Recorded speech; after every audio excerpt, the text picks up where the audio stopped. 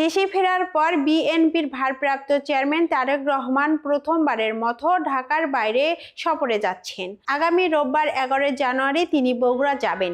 এটি তার 19 বছর পর বগুড়ার সফর হওয়ার নির্বাচনী এলাকা। তার আগাম ঘিরে প্রস্তুতি চলছে বলে দলীয় সূত্রে জানিয়েছে। বিএনপির গুলশান কার্যালয়ে একটি সূত্র জানায়, 11 জানুয়ারি সন্ধ্যার দিকে তারেক রহমান বগুড়ায় পৌঁছাবেন এবং সেখানে একটি হোটেলে রাত্রি যাপন করবেন।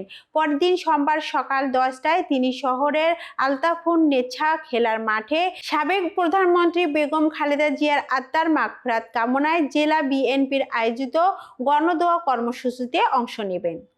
গণদোয়া শেষে তারেক রহমান শহরের সাতমাথা, তিনমাথা ও মাটিডালি হয়ে মহাস্থানগড়, হজরত শাহ সুলতানা, বলখালী, মাহি, সাওয়ার আরাহি ছেলামের মাঝার জিয়ারত করবেন।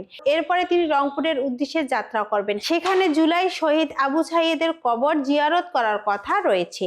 দীর্ঘদিন পর নেতার সফর ঘিরে গণসংবর্ধনার চিন্তা থাকলেও আসন্ন ত্রয়োদশ জাতীয় সংসদ নির্বাচন বগুড়া 6 সদর আসনের প্রার্থী হয় নির্বাচনী আচরণবিধি মেনে এসব কর্মসূচি বাতিল করা হয়েছে।